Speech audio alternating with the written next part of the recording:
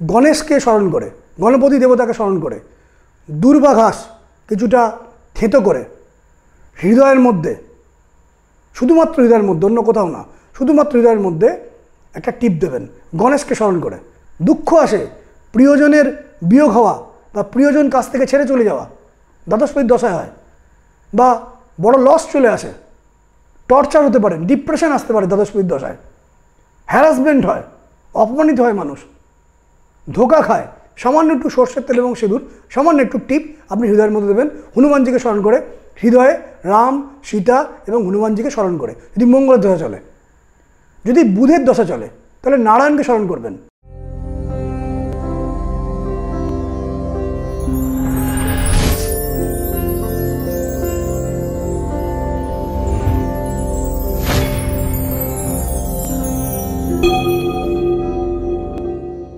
নমস্কার, আজকে আপনাদেরকে জানাবো যে কারা সুখী হতে পারেন আর কারা সুখী হতে পারেন না। আমার কাছে যখন চেম্বারে মানুষেরা আসেন, কিছু সংখ্যক মানুষ আমাকে জিজ্ঞাসা করেন, স্যার আমি কি সুখী হতে পারবো না?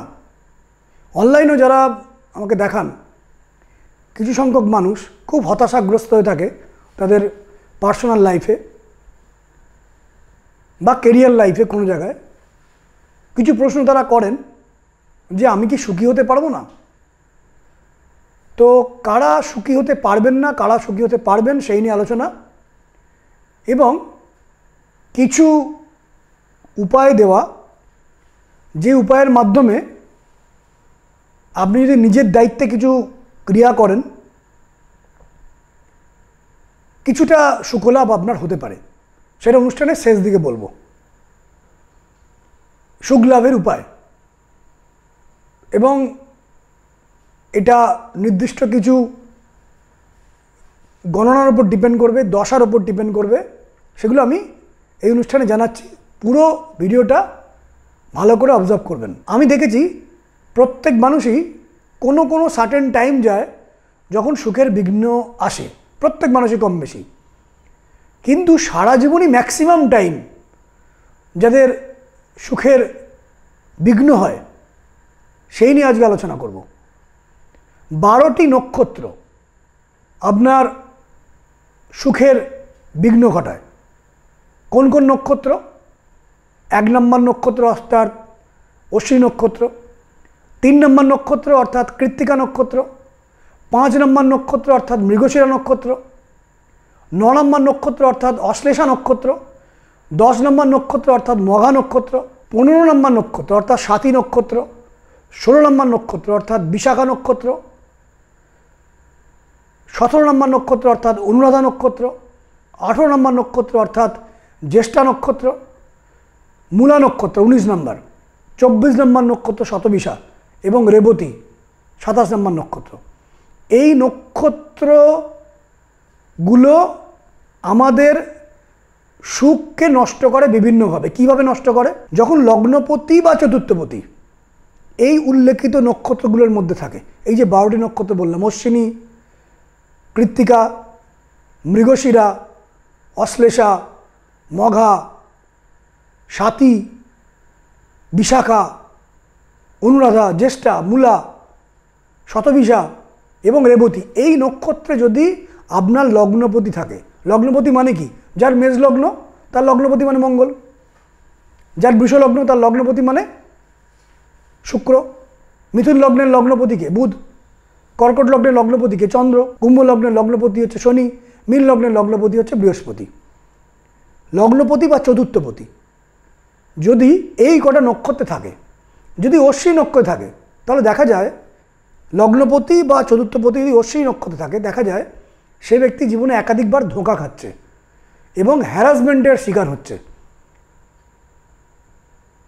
এবং সেখান থেকে তার কষ্ট এবং সুখ নষ্ট হচ্ছে।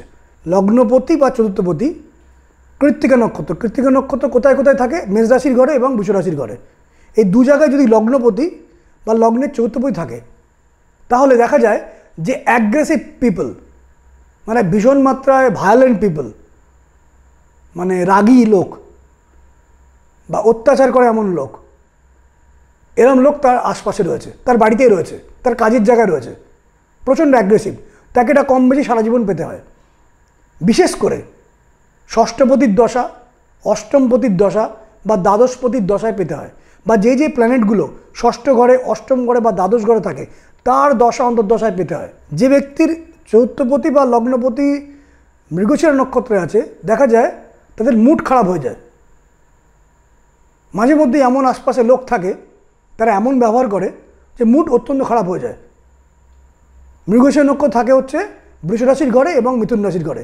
আপনার লগ্নপতি, আপনার মকর লগ্ন, লগ্নপতি হচ্ছে শনি, আপনার মকর লগ্ন, চতুর্থপতি হচ্ছে মঙ্গল। শনি বা মঙ্গল যদি মৃগশিরা নক্ষত্র থাকে তাহলে আপনার আশপাশের লোক আপনার মুড খারাপ করে দেবে। বারে বারে আপনি মুডকে ঠিক করবেন, আপনার মুড খারাপ হবে, এটা আপনার দুর্ভাগ্য। কি করবেন, উপায় কি, এই ভিডিও শেষ দিকে বলছি।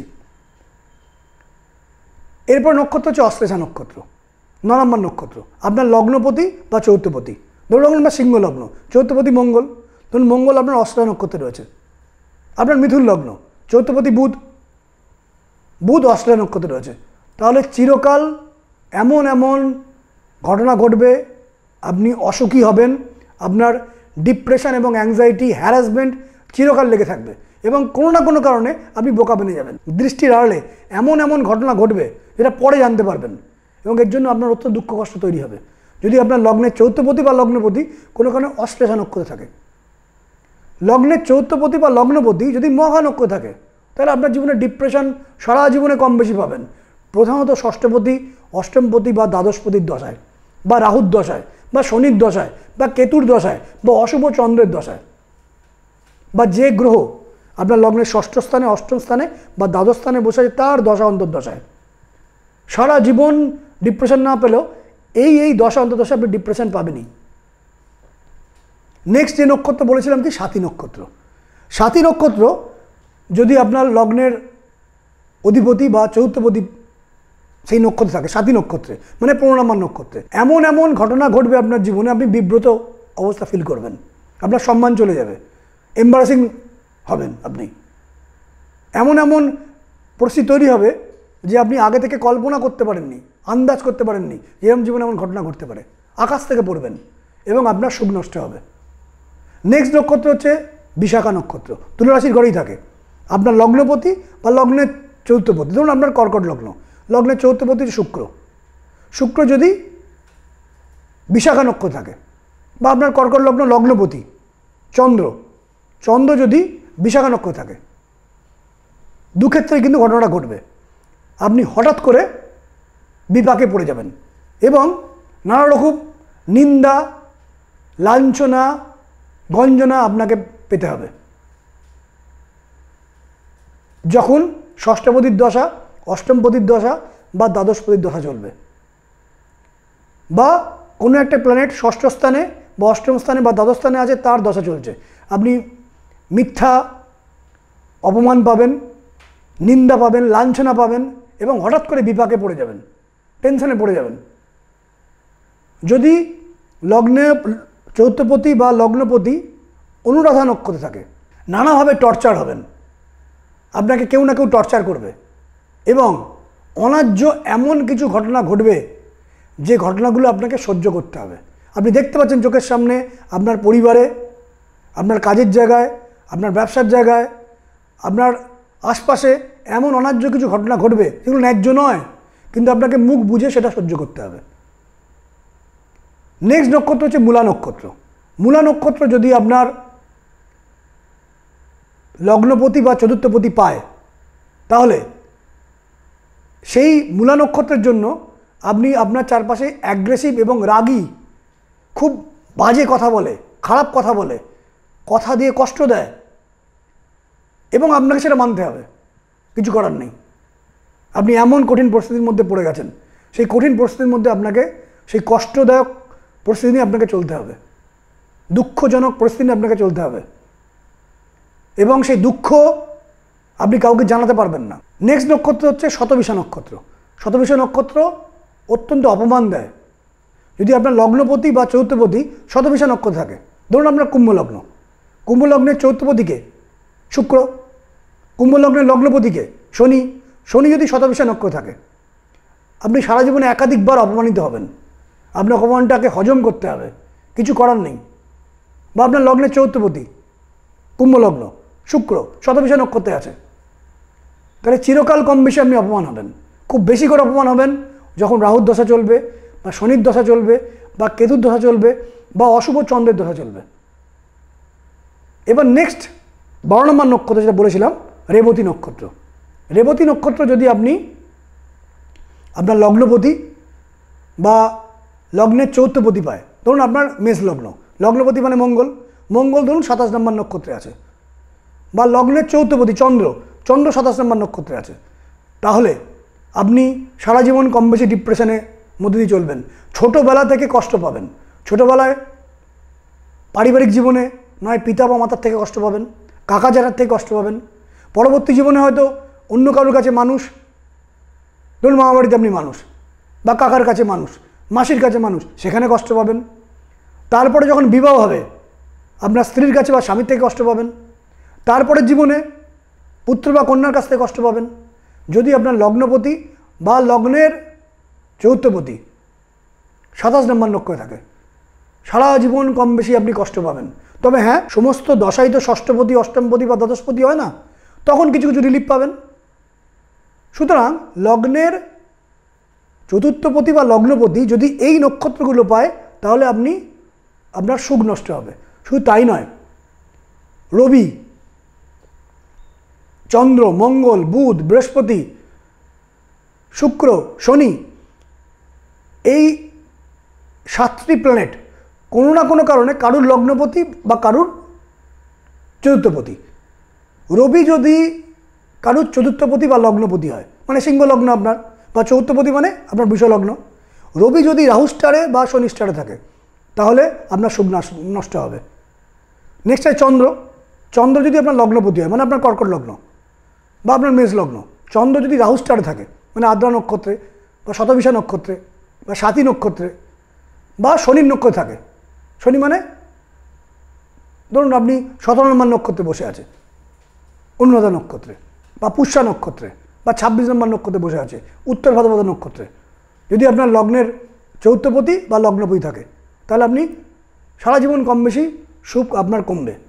লগ্নের চৌথপতি যদি মঙ্গল হয়, মঙ্গল মানে আপনার মকর লগ্নের চৌথপতি মঙ্গল, বা লগ্নপতি যদি মঙ্গল হয়, আপনার মেষ লগ্ন মঙ্গল, সিংহ লগ্নের চৌথপতি হচ্ছে মঙ্গল, বৃশ্চিক লগ্ন হচ্ছে মঙ্গল।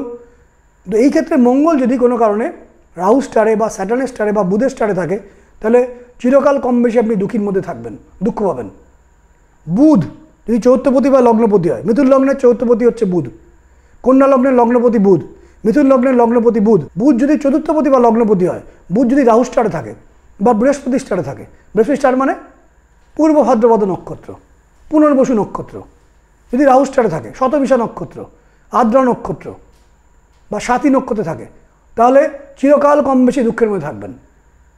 বৃহস্পতি যদি বুধের নক্ষত্রে থাকে বা রাহুর নক্ষত্রে থাকে, তাহলে আপনি বৃহস্পতি চৌথপতিকার, যাদের ধনু লগ্ন বা যাদের কন্যা লগ্ন, তাদের চৌথপতি হচ্ছে বৃহস্পতি, বা লগ্নপতি হিসাবে ধনু লগ্ন বা মীন লগ্নের লগ্নপতি হচ্ছে বৃহস্পতি। বৃহস্পতি যদি রাহুর নক্ষত্রে থাকে বা বুধের নক্ষত্রে থাকে, সারা জীবন কম বেশি কষ্ট পাবেন আপনি। শুক্র যদি রবি স্টারে থাকে বা মঙ্গলের স্টারে থাকে, তাহলে সারা জীবন কম বেশি আপনি দুঃখের মধ্যে কাটাবেন। এবার শনি যদি রবি স্টারে থাকে বা রাহু স্টারে থাকে, সারা জীবন কম বেশি দুঃখের মধ্যে কাটাবেন। মেনলি কাটাবেন যখন ষষ্ঠপতির দশা বা অষ্টমপতির দশা বা দ্বাদশপতির দশা, বা যে প্ল্যানেট আপনার হরস্কোপের মধ্যে ষষ্ঠ স্থানে বা দ্বাদশ স্থানে বা অষ্টম স্থানে রয়েছে, সেই সময় দুঃখ যন্ত্রণা বেড়ে যাবে। ষষ্ঠপতির যখন দশা আসে, তখন মানুষ, যেটা ঘটনা ঘটে আমি দেখেছি, লাঞ্ছনা গঞ্জনার মধ্যে কাটায় এবং কিছুটা ট্র্যাপড হয়ে যায়, যেন আটকে আছে, সেখান থেকে সে বেরোতে পারছে না, এবং একটা সুখকর পরিস্থিতির মধ্যে চলছিল, ষষ্ঠপতির দশা ঢুকলো, আপনি আটকে গেলেন। যতদিন ষষ্ঠপতির দশা চলবে, যদি খারাপ নক্ষত্রে থাকে, আপনি সেখান থেকে সুখ নষ্ট হবে। অষ্টমপতির দশা, আপনি টর্চার হবেন, আপনি অপমানিত হবেন, আপনি ধোঁকা খাবেন, অন্যায্য বিষয়গুলো আপনাকে মেনে নিতে হবে। অষ্টমপতির দশা। দ্বাদশপতির দশায় লস হয়, দুঃখ আসে, প্রিয়জনের বিয়োগ হওয়া বা প্রিয়জন কাছ থেকে ছেড়ে চলে যাওয়া দ্বাদশপতির দশায় হয়, বা বড় লস চলে আসে। টর্চার হতে পারেন, ডিপ্রেশন আসতে পারে দ্বাদশপতির দশায়, হ্যারাসমেন্ট হয়, অপমানিত হয় মানুষ, ধোঁকা খায় দ্বাদশপতির দশায়। তো এই দশাগুলো যখন চলে তখন আমাদের দুঃখ যন্ত্রণা আসে। এবার হচ্ছে উপায় কী? প্রকৃত উপায়ের জন্য কিন্তু আপনাকে প্রপার প্রতিকার করতে হবে যদি প্রতিকারের উপায় থাকে। কিন্তু আপাতভাবে যারা প্রতিকার করতে পারছেন না তারা নিজ দায়িত্বে এই ক্রিয়াগুলো করতে পারেন যেগুলো আমি বলছি এখন। দশাগুলোর দিকে খেয়াল রাখুন, আপনার কী দশা চলছে। যদি আপনার রবির দশা চলে তাহলে সূর্যকে স্মরণ করে প্রতিদিন দুটি বাহুর এই জায়গায় লাল চন্দন, সূর্যকে স্মরণ করে হৃদয়ে এবং মাথায় হালকা টিপ দেবেন, প্রতিদিন দেবেন যতদিন সূর্যের দশা চলবে। সূর্যকে স্মরণ করে করবেন। চন্দ্রের যদি দশা চলে তাহলে মহাদেবকে স্মরণ করবেন। মহাদেবকে স্মরণ করে স্নানের জলে অন্তত 2 চামচ দুধ দিয়ে ডেলি স্নান করবেন। মহাদেবকে স্মরণ করে করবেন, মহাদেবের কাছে প্রার্থনা করবেন। প্রতিদিন স্নানের জলে 2 চামচ কাঁচা দুধ দিয়ে ডেলি স্নান করবেন, নিজের দায়িত্বে করবেন, নিজের দায়িত্ব নিয়ে করবেন। যদি মঙ্গলের দশা চলে তাহলে হনুমানজিকে স্মরণ করে নেবেন। হনুমানজিকে স্মরণ করে সামান্য একটু সিঁদুর এবং একটু সর্ষের তেল সামান্য পরিমাণ হৃদয়ের মধ্যে, শুধুমাত্র হৃদয়ের মধ্যে, অন্য কোনো জায়গায় নয়, হৃদয়ের মধ্যে সামান্য একটু সর্ষের তেল এবং সিঁদুর সামান্য একটু টিপ আপনি হৃদয়ের মধ্যে দেবেন। হনুমানজিকে স্মরণ করে হৃদয়ে রাম, সীতা এবং হনুমানজিকে স্মরণ করে যদি মঙ্গলের দশা চলে। যদি বুধের দশা চলে তাহলে নারায়ণকে স্মরণ করবেন। নারায়ণকে স্মরণ করে নারায়ণের কাছে প্রার্থনা করে তুলসী পাতার রস কপালে, 2 বাহুতে এবং হৃদয়ে তুলসী পাতার রসের টিপ দেবেন যদি বুধের দশা চলে এবং বুধের দশা চলাকালীন আপনি দেখছেন আপনার সুখ নষ্ট হচ্ছে। যদি বৃহস্পতির দশা চলে তাহলে সামান্য একটুখানি হলুদ গুঁড়ো তার সাথে জল মিশিয়ে হৃদয়ে, 2 বাহুর স্থানে এবং কপালে হালকা টিপ দেবেন। আপনার বংশের যে কুলো যে দেবী রয়েছে বা কুলো দেবতা তাকে স্মরণ করে, বা আপনার কোনো গুরুদেবকে স্মরণ করে, বংশের কোনো গুরুদেবকে স্মরণ করে হলুদ গুঁড়োর টিপ কপালে, 2 বাহুতে এবং হৃদয়ে দেবেন, নিজের দায়িত্বে করবেন। এটা কিন্তু আপাতভাবে কিছু রিলিফ আসতে পারে। প্রকৃত শান্তি পেতে গেলে যে 12টা নক্ষত্রের কথা বলেছি, অশ্বিনী, কৃত্তিকা, মৃগশিরা, অশ্লেষা, মঘা, স্বাতী, বিশাখা, এই যে নক্ষত্রগুলো এর প্রপার শান্তি বিধান করা প্রয়োজন। তার বিশিষ্ট কিছু উপায় এবং রেমিডিয়াল মেজারমেন্ট আছে। যারা এই নক্ষত্রগুলো লগ্নে চৌথপতি বা লগ্নপতি পায় সেগুলো প্রতিকারের মাধ্যমে হবে।